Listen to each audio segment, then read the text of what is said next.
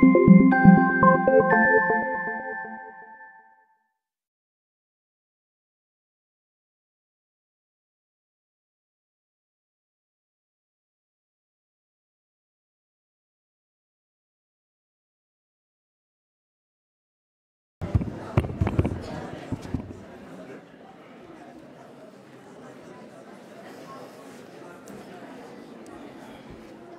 morning and hello. My name is Mazen Al-Zaidi. I'm the head of the Innovation Entrepreneurship Prize for Saudi students in the UK. And on behalf of the organizing committees, let me extend our warmest welcome to the hundreds of you here in attendance today. Welcome to the second day of the 8th Saudi Students' Conference. The Scientific Society for Saudi Students in the UK, the Saudi Arabian Cultural Bureau in London, King Abdullah University of Science and Technology, and Imperial College London have made huge efforts to organize this conference. But it's really not about us. It's about you, young Saudi researchers that have been building and are still building the most amazing knowledge and experiences that make this conference come alive. Your enthusiasm, achievements, and significant research have been internationally recognized. It's my pleasure to introduce today's opening speaker, Dr. Najah, who will be giving a remarkable speech entitled Young Saudi Researchers. Dr. Najah is Vice President for Saudi Initiatives at KAUST. She was promoted to this role after serving as Executive Director of Saudi Initiatives and founder of the program. Dr. Ashri, who reports to the Executive Vice President, assumed her duties at KAUST in November 2008. Previously, Assistant Provost for Student Affairs at KAUST, Dr. Ashri worked with the management team and other professionals to develop the strategic vision and plans for the Student Affairs Division, including admissions, enrollment management, registration, student life services, student development and support, and scholarship programs. Prior to assuming this position, Dr. Ashri served as head of the female section at King Abdulaziz University in Jeddah, Saudi Arabia. As dean of the women's section, she provided vision and strategic direction to 2 campuses, 9 colleges and faculties, 7 deanships, and the number of centers, institutions, and administrations. Dr. Ashri has also served as Vice Dean of Admissions and Registration, Deputy Director of the Information Technology Center, and Chairwoman of the Accounting Department. She participated in numerous strategic and executive committees and boards at the university and in Saudi Arabia. Dr. Ashri earned a doctorate in Management Information Systems and a postgraduate diploma in Research Methods from the University of Bradford in the United Kingdom. She obtained a bachelor's in computer science and a master's in business administration from Seattle University in the United States. Dr. Ashri began her academic career as a lecturer in the College of Business Administration at King Abdulaziz University in Saudi Arabia. In 2003, after she had appointed as Assistant Professor of Management Information Systems. She's also taught internationally and served as a visiting professor at a number of academic institutions. Dr. Ashri has received awards for academic and professional excellence, including Prince Bandar bin Sultan's Academic Achievement Award, Prince Bandar bin Sultan's Academic Excellence Prize, and the Saudi Arabian Cultural Mission Academic Excellence Award. She has also contributed to international journals and conferences that focus on information systems and systems requirements. She's a member of the Institute of Electrical and Electronics Engineers, the British Computer Society, Requirements Engineering Specialist Group, and the Decision Science Institute. Within the kingdom, Dr. Ashley belongs to the Saudi Management Society, the Saudi Computer Society, and the Disabled Children's Society. Ladies and gentlemen, please give a warm welcome to Dr. Najah Ashley.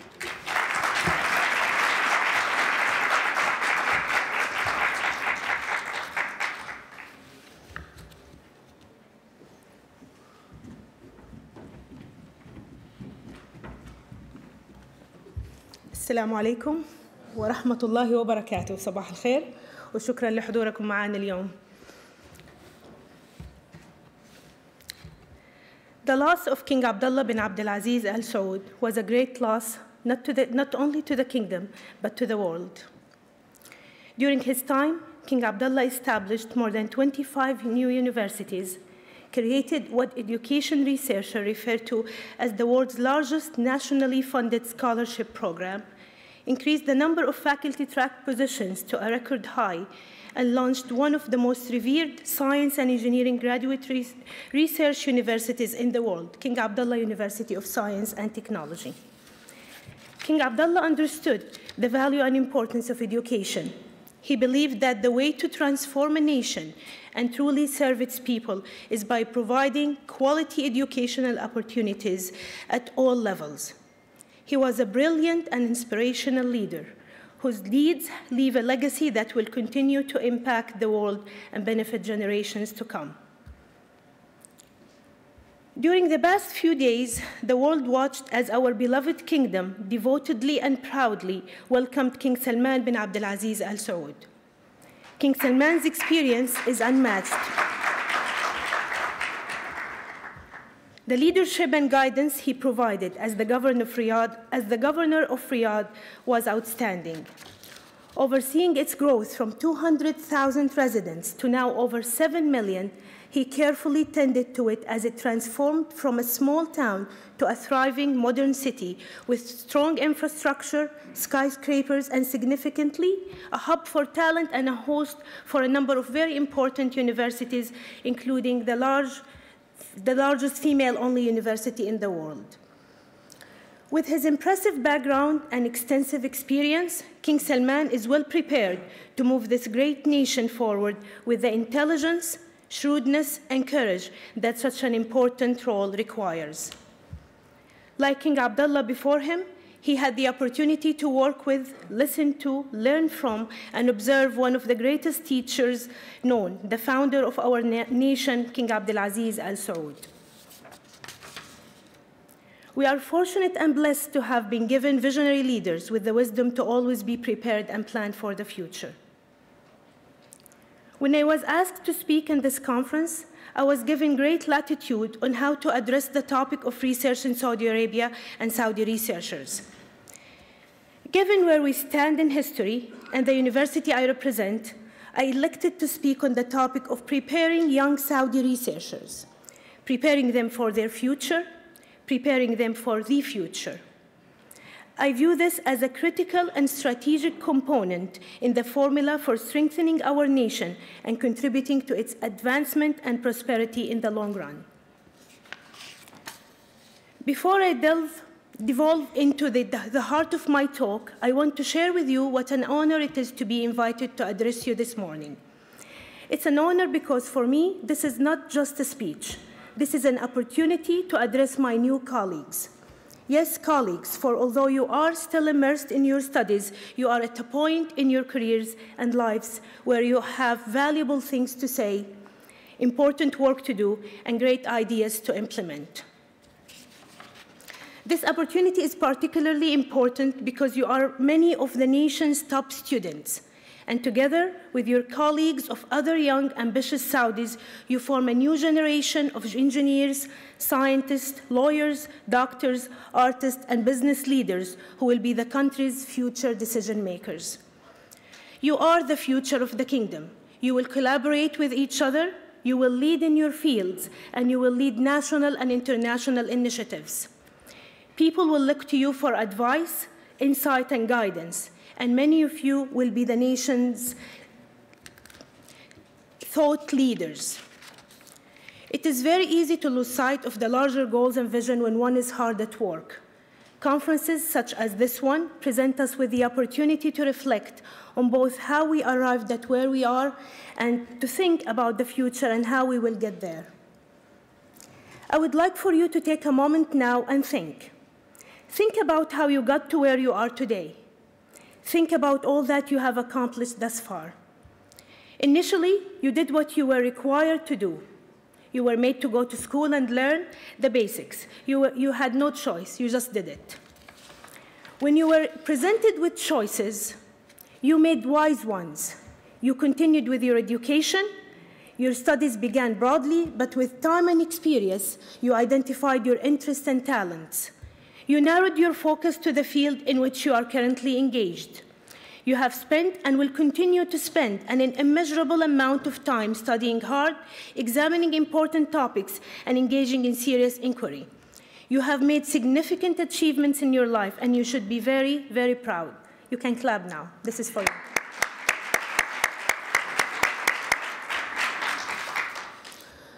With that said, I want to encourage you to carry on with your studies, with your role as researchers. I want to encourage you to prepare for the future of the kingdom, the region, and yes, the world. As such, I want to encourage you to strive to be top researchers. What does it really mean to be a good researcher, to be a top researcher? If one were to Google the question, the first thing we all inclined to do these days, one would find many answers and many different approaches to answering the question. Being part of King Abdullah University is a humbling experience. We rub shoulders with the giants of the world. We are given the opportunity to learn, observe, and engage in rich exchanges of ideas, thoughts, and understanding. So today, rather than read you definitions or scholarly articles, I would like to share with you the characteristics I have observed of top researchers with whom I have had the good fortune to work and spend time. I have a slide for that. Okay. I would like to start describing what makes a top researcher by reminding you that most top researchers did not start out as top researchers. They started out just as you did. They were intelligent, hardworking students with educational and career goals. As they began their research, regardless of their field, they simply had important questions they wanted to answer or problems they wanted to solve. With time and knowledge, the questions grew tougher and the importance grew greater. They recognized that they could contribute to the betterment of humanity and that they had the responsibility to do that, so, even on a small scale. They grew to believe that if they work on important questions, their work can and will make a difference. A fundamental characteristic of a top researcher is that he or she chooses to do the hard work while embracing failures. How many of you are familiar with Post-it notes made by 3M? How many of you know that Post-it notes were actually the result of a failed attempt to develop a super strong adhesive? Top researchers are so passionate about their work that it is the last thing they think about before going to sleep, the first thing they think of when they wake up, and it even often occupies their dreams. So I have a dream chart there. And the Post-it on it, please note that. Top researchers are so passionate about their work that it's the last thing they think about. And I think I just said that, and I was very careful not to repeat a section, and I repeated a section just now. When Mary Shelley was 19 years old, she had a horrible dream from which her iconic novel Frankenstein was born. Similarly, novelist Robert Louis Stevenson's Dr. Jekyll and Mr. Hyde started as a dream. Think about it. Two of the world's most read classic novels were born from dreams. Even more significant, these works are used worldwide to illustrate the interface between humanity and science. The inventor of the sewing machine, Elias Howe, had a dream in which a technical problem was solved by a group of dancing hunters holding spears. The spears had holes in them close to the tips. Using the spear's design in his dream, he solved the problem of how to develop a needle which could hold and carry thread through fabric. Top researchers embrace the knowledge that education is not a project to be completed or a degree to hang on the wall. Top researchers know that their education never stops. It's a continuous process of growth and learning. They learn from their work and the work of others. They seek out new information. They keep current, they read widely, and they contribute to and attend specialized conferences. They seek out the advice and counsel of those with more knowledge and experience. They value working in a collaborative environment, working in teams, bouncing ideas off of one another, and leveraging the varied experiences and expertise make for a more effective research environment and yield novel, more interesting results. Top researchers don't limit themselves to others in their discipline. They see and value interdisciplinary work because they know that the collective creativity of an interdisciplinary team generates new ideas, approaches, and methods. They are in perpetual search of new minds to train and engage. They see potential in their students and colleagues and strategize to ignite their passion. People who work in a collaborative environment are more open to receiving constructive feedback and criticism. They know the importance of hearing from others and learning from their experiences and mistakes. Top researchers look forward to submitting their work to peer-reviewed journals to see how other experts in the fields interpret their work and findings, or thoughts and ideas. They crave feedback to learn from it. Finally, and most importantly, top researchers develop and maintain a moral and ethical compass. Simply put, a moral and ethical compass is the intuition or feeling that helps people know what is right, what is wrong, and how they should behave. Researchers, for example, know not to plagiarize, falsify results, or to treat people poorly. As one advances, however, the decisions and judgment calls can be extremely difficult. Researchers often find themselves in positions which they need to interpret, assess, and apply complex and conflicting rules, codes, policies, and principles. Top researchers are therefore constantly honing and tuning their moral and ethical compass, looking at factors such as honesty, objectivity, openness, respect for intellectual property, confidentiality, responsible mentoring, and social responsibility, to name a few. The path you are on is a long one. You have studies to finish, careers to start, and families to raise. Do these things and do them well. But as you move forward and progress, make conscientious decisions and choices. I have some water here. I want to turn to King Abdullah University of Science and Technology at this point to share with you some of our work designed to instill in future generations the strong values, principles, and characteristics of top researchers from an early stage.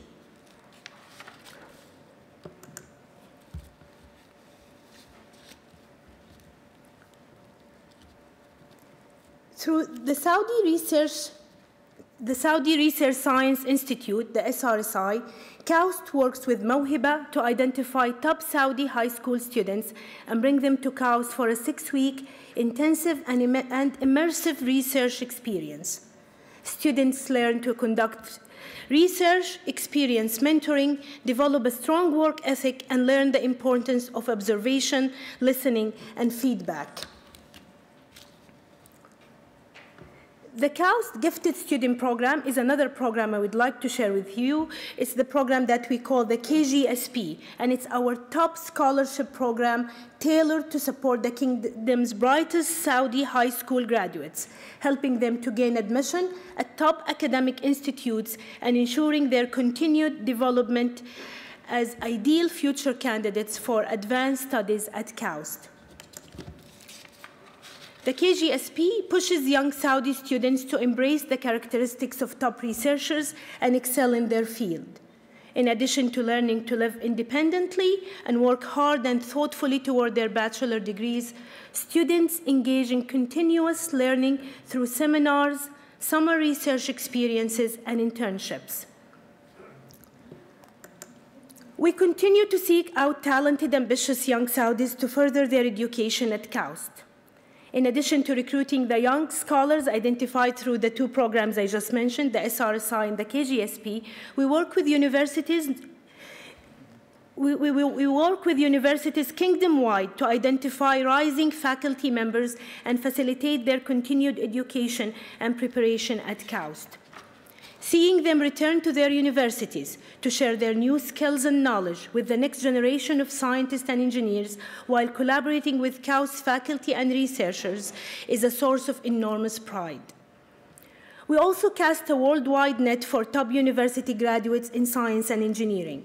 Working with KAUST faculty and the Saudi Cultural Missions and Bureaus, we seek to bring the top researchers back home to complete their masters and PhDs at KAUST. Extensive work is also done with business and industry to identify Saudis already working in their fields. People who enter graduate school after experiencing the workplace bring with them specialized skills, practical knowledge, and professional sophistication.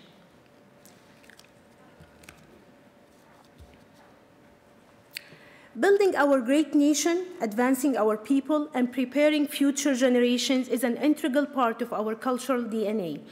As such, retaining top researchers to support the Kingdom's workforce and industries is one of our primary goals through the In-Kingdom Job Placement Program. Through this program, we cultivate strategic partnership with businesses and academic institutions. We also identify and create job opportunities for our graduates, postdocs, and researchers in an effort to support and stimulate the development of a knowledge-based economy in the Kingdom. The success of this program speaks to the brain circulation phenomena to which Dr. Chamot alluded yesterday.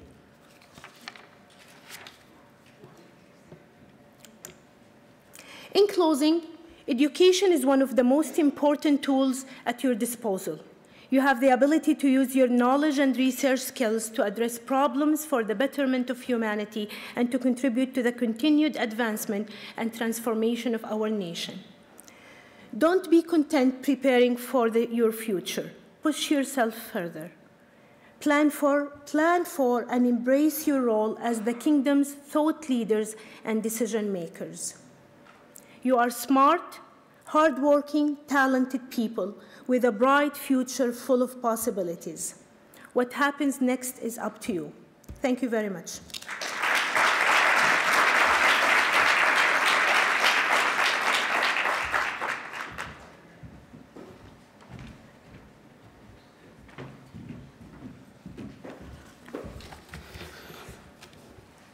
Thank you, Dr. Najah. It was an amazing speech. Thank you so much. We just have a small announcement before we end this session. There's going to be a new session at 2:30 p.m. in this room. Mr. Nadmi and Dr. Najah will be giving a talk on opportunities at KAUST after your PhD, postgraduate, etc. There'll be questions and answers. So if you're interested, please be here. Thank you again. And please, there's a coffee break right now. Thank you so much.